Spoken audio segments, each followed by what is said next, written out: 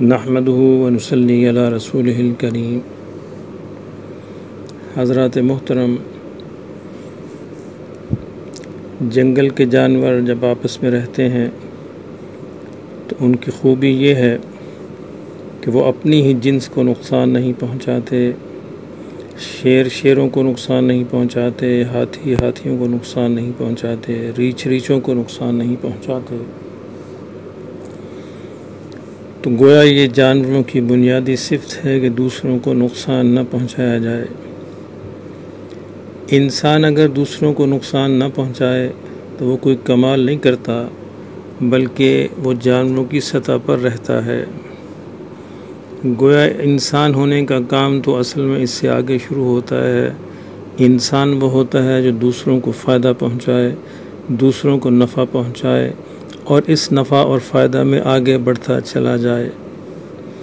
اور اس کا آخری درجہ یہ ہوتا ہے کہ انسان اپنی ضرورت کو قربان کر کے دوسروں پر قربان کر دے، ایثار کرے، قربانی کرے، اپنی ضرورت کو پیچھے چھوڑ دے، دوسری کی ضرورت کو پورا کر دے۔ گھر میں مہمان آئے تو دیا بجھا کر خود کھانا کھانے کا بہانہ کرتا رہے اور اپنا کھانا مہمان کو کھلا دے۔ خود پیاس سے مر رہا ہو، پیاس سے مر رہا ہو، پیاس سے مر جائے، لیکن پانی جو ہے اپنے دوسرے بھائی کو دے دے۔ یہ انسانیت کی اعلیٰ سطح ہے۔ تو میرے محترم دوستو، میرے محترم بھائیو، اگر ہم دوسروں کو نقصان نہ پہنچائیں تو کوئی ہم کمال نہیں کرتے، بلکہ جانوروں کی سطح پر رہتے ہیں، انسانیت کا سب سے نچلی سطح کو پورا کرتے ہیں۔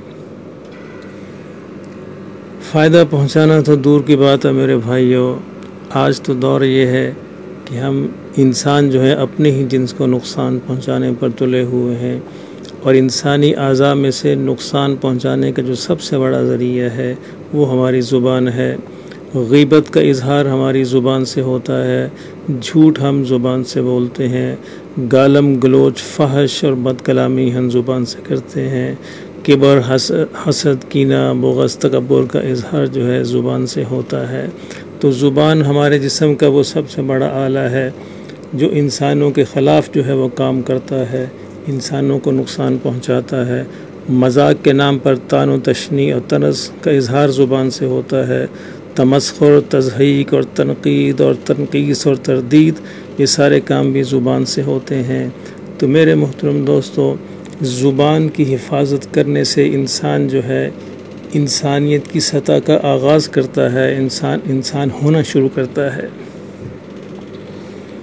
یہ زبان بہت خطرناک آلہ ہے ہمارے جسم کے اندر۔ یہ ہمارے درجات کو یہاں تک بڑھا سکتا ہے کہ جنت میں اعلیٰ مقام پالیں، اور یہ ہمارے درجات کو جہاں تک گرا سکتا ہے کہ ہم جہنم میں اوندھے منہ جو ہے گرا دیے جائیں۔ حضرت عائشہ صدیقہ رضی اللہ تعالیٰ عنہ سے حضور صلی اللہ علیہ وسلم نے ایک دفعہ پوچھا، عائشہ کیا مانگتی ہے؟ حضور صلی اللہ علیہ وسلم کی جب رحمت جوش میں آتی تو بعض اوقات آپ اس طرح فرمایا کرتے تھے جس طرح آپ نے ایک صحابی سے کہا کہ کیا مانگتا ہے؟ صحابی نے عرض کیا، یا رسول اللہ صلی اللہ علیہ وسلم، جنت میں آپ کی رفاقت مانگتا ہوں۔ تو حضور نے ارشاد فرمایا، جنت میں میری رفاقت چاہیے تو پھر سجدوں کی کثرت سے میری مدد کرو، گویا کثرت کے ساتھ نوافل پڑھا کرو۔ اسی طرح آپ نے ایک موقع پر حضرت عائشہ سے یہ بات ارشاد فرمائی تو حضرت عائشہ کہنے لگی، یا رسول اللہ صلی اللہ علیہ وسلم، اجازت ہو تو اپنے باپ سے مشورہ کر لوں۔ حضور نے اجازت مرحمت فرما دی۔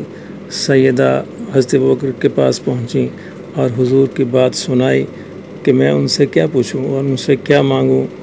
حضرت ابوبکر نے فرمایا کہ بیٹی، حضور صلی اللہ علیہ وسلم سے یہ کہنا کہ یا رسول اللہ صلی اللہ علیہ وسلم، معراج کی رات میں آپ کی اپنے اللہ سے جو باتیں ہوئی ہیں ان میں ایک بات ہمیں بھی سنا دیں، ایک بات ہمیں بھی بتا دیں۔ گویا کہ علم مانگا، اللہ کے حضور سے علم مانگا۔ تو حضرت عائشہ واپس پہنچی، حضور مسکرائے کہ عائشہ کیا پوچھ کے آئی؟ تو حضرت عائشہ نے عرض کیا، یا رسول اللہ صلی اللہ علیہ وسلم، معراج کی رات میں آپ کی اللہ سے جو باتیں ہوئیں ایک بات ہمیں بھی بتا دیجئے۔ تو حضور صلی اللہ علیہ وسلم مسکرائے، فرمایا کہ عائشہ، اللہ نے یہ کہا کہ اے میرے محبوب، یعنی اللہ نے جو باتیں ہوئیں ان میں سے ایک بات یہ ہے کہ اللہ نے کہا کہ اے میرے محبوب، تیری امت میں سے جو شخص ٹوٹے ہوئے دلوں کو جوڑ دے گا، میں اس کو بغیر حساب کتاب کے جنت میں داخل کروں گا۔ یہ بات آ کے حضرت عائشہ نے حضرت ابوبکر کو بتائی تو حضرت ابوبکر اداس ہو گئے، پریشان ہو گئے۔ حضرت عائشہ نے کہا کہ ابا حضور کیا بات ہوئی، یہ تو بڑی خوشخبری کی بات ہے اور آپ پریشان ہو گئے۔ تو حضرت ابوبکر نے فرمایا کہ عائشہ ذرا اس کا الٹ تو سوچو، اس بات کو معکوس طریقے سے غور کرو کہ جو دلوں کو جوڑتا ہے اللہ اس کو بغیر حساب کے جنت میں داخل کرے گا، تو گویا اس کا الٹ یہ ہے کہ جو دلوں کو توڑتا ہے اللہ اس کو سیدھا جہنم کے اندر داخل کرے گا۔ تو میرے محترم بھائیوں، دلوں کو توڑنے کا کام بھی ہماری زبان ہی کرتی ہے، گھروں کے اندر بھی، اداروں کے اندر بھی، ماحول اور معاشرے کے اندر بھی۔ تو آئیے ہم اپنی زبان کو کنٹرول کریں تاکہ ہم انسانیت کے کم از کم نچلی سطح پر تو آ سکیں۔